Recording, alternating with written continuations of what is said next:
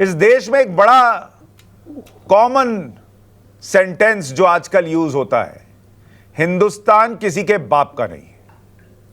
मैं ये जानना चाहता हूं कि क्या कश्मीर किसी के बाप और दादा का है क्या, कि कोई ये कह दे कि हमने कश्मीर को हिंदुस्तान से इसलिए नहीं मिलाया था कि हमको लगता था कि ऐसा इस देश में नहीं होगा।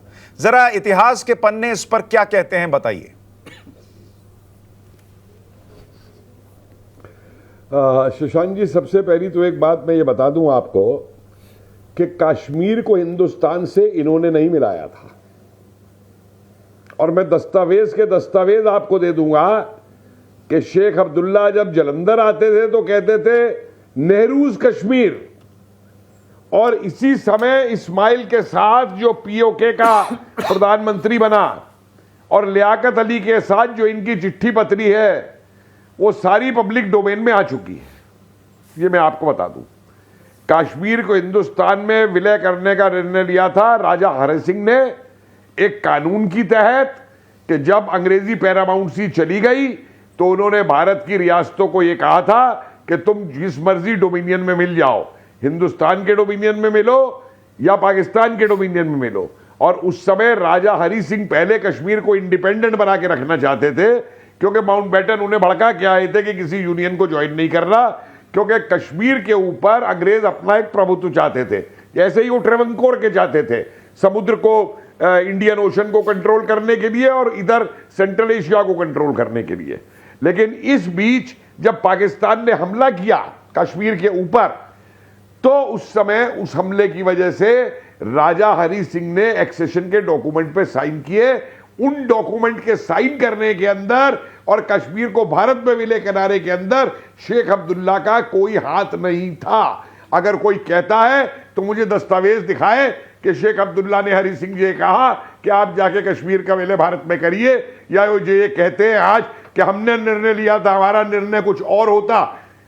अरे अपने दादाजी से पूछिए जो एक उस समय स्कूल टीचर हुआ करते थे, और आज आप लोग जो जायदादें बना के बैठे हैं कश्मीर के नाम पे कि इंग्लैंड तक में आपने अपने फ्लैट खरीद रखे हैं, वो पैसा कहां से आया था? नफरत डालने में ये खुद सबसे ज्यादा माहिर है। किसी आतंकवादी की ये आलोचना नहीं करेंगे, यहां तक के जो कश्मीरी मुसलमानों को भी आतंकवादी मारते हैं उस तक की आलोचना ये नहीं करेंगे। ये अपनी सियासत 370 की तहत हिंदुस्तान से लूट करके, पैसा खा करके, आज आरटीआई आ गई है ना, आज जो सेंटर से फंड देता है अब जवाबदेह है ना सरकार कि वो फंड कहां खर्च हो रहा है। जरा इनसे पूछिए, इनसे हिसाब मांगिए कि कश्मीर में जो फंड्स गए थे इन्होंने कहां खर्च किए। मैं खुद आपको उदाहरण दे दूंगा। वैसे कई सवाल हैं और कई सवाल इनके पिताजी से भी पूछे जा रहे हैं जिससे बड़ी तकलीफ है, लेकिन इस सवाल का जवाब तो मिल गया कि इनके दादाजान जो थे देखिए उनके कहने पर कश्मीर यहां हिंदुस्तान के साथ नहीं। ये क्लैरिटी होनी चाहिए लोगों को। एक लाइन और सुन लीजिए। हाँ, एक लाइन और सुना दीजिए। एक लाइन और सुन लीजिए, एक लाइन और सुन लीजिए।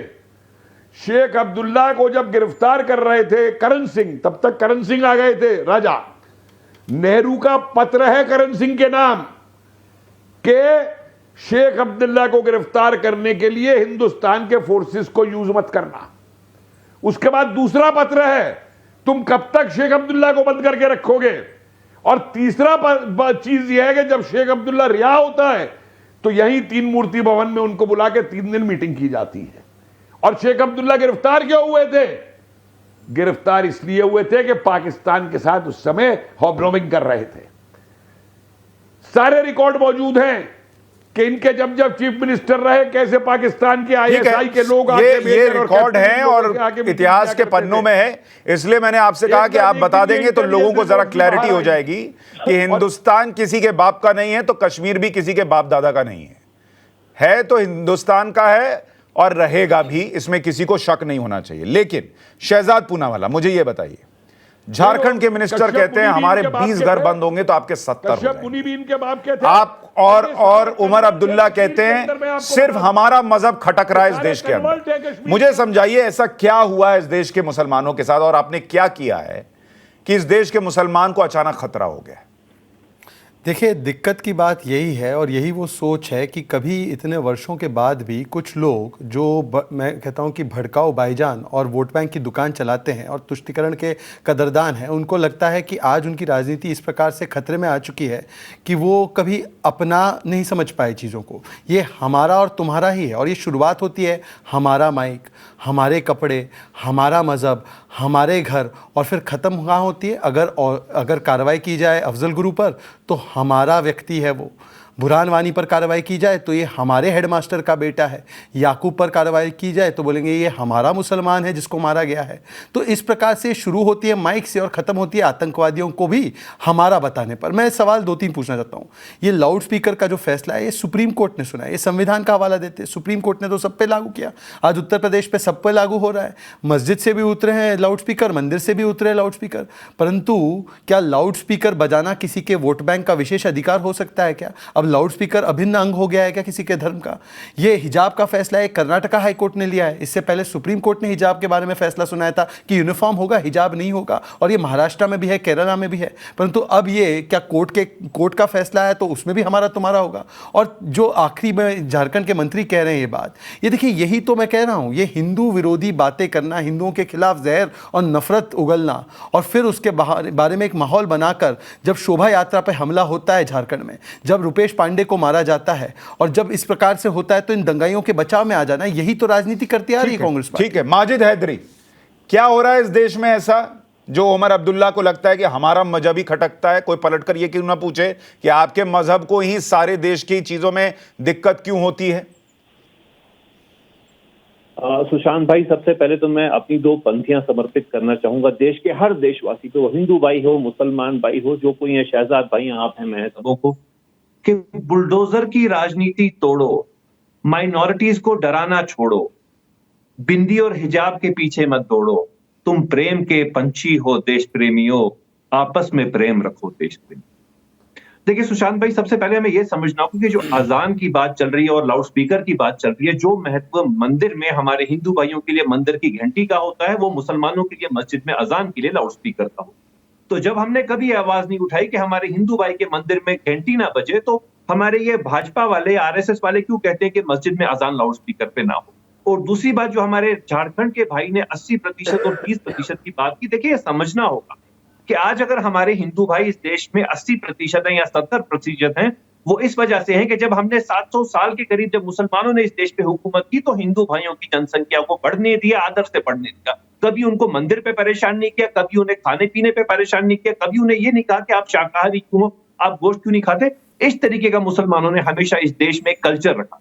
लेकिन पिछले 7 साल से क्या हो गया कि आज मुसलमान को शायद 1 साल बाद ये भी कहा परमिशन ले। आप देखिए, जो पुतिन ने यूक्रेन में नहीं किया, मुझे दो चीजों के जवाब चाहिए। आपने चूंकि कहा कि हमने इस देश पर जब इतने 100 साल राज किया, तो आप आप अकबर के वंशज हैं, औरंगजेब के हैं, किसके क्लैन से आते, मतलब किसकी पीढ़ी से आते हैं आप? देखिए, मैं मुसलमानों की बात कर रहा हूं कि मुसलमान हमारे जो थे, जो हमारे पूर्वज थे, कितने अच्छे थे। मुगल भी कितने अच्छे थे, खिलजी भी कितने अच्छे थे कि कभी मुगल बहुत अच्छे थे, जुल्म नहीं किया। मुगल बहुत अच्छे थे, जनसंख्या मंदिर तोड़ने वाले मुगल बहुत अच्छे थे, मेजॉरिटी में लोगों से तलवार की नोक पर। मुझे ये बताइए, जब मुगल यहां नहीं आए थे, आपके जो बाप दादा रहे होंगे वो मुसलमान थे? जी देखिए, जब ये धरती बनी है, हमारा तो ये विश्वास है धर्म में कि सबसे पहले सब मुसलमान। आपके विश्वास से दुनिया नहीं चलती, आपके विश्वास से आप लोग चल सकते हैं, हम नहीं चलेंगे। मैं फैक्चुअल बात कर रहा हूं। माजिद हैदरी, जब आपके पापा तो अभी रिसेंटली हैं, मुझे बताइए दादा परदादा और उनके बहुत पहले वाली पीढ़ी, ये लोग हिंदू थे कि मुसलमान थे, कैसे थे?